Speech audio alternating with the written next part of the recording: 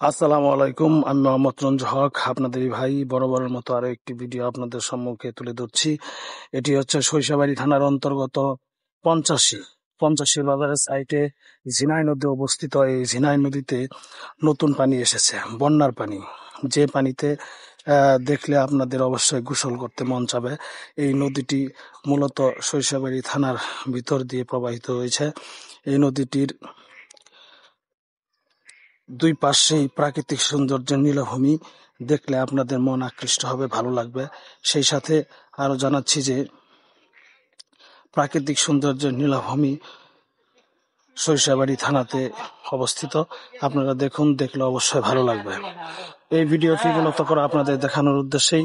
যদি আমার এই ভিডিওটি ভালো লাগে, অবশ্যই আপনারা দেখবেন, সেই সাথে কমেন্ট করবেন, ফলো দিয়ে আমাকে পাশে থাকবেন, সেই সাথে আমাকে নতুন নতুন ভিডিও বানাতে উৎসাহ দিবেন। আশা করি আপনাদের অবশ্যই ভালো লাগবে। আপনাদের এই ভিডিওটি দেখার অনুরোধ রইল।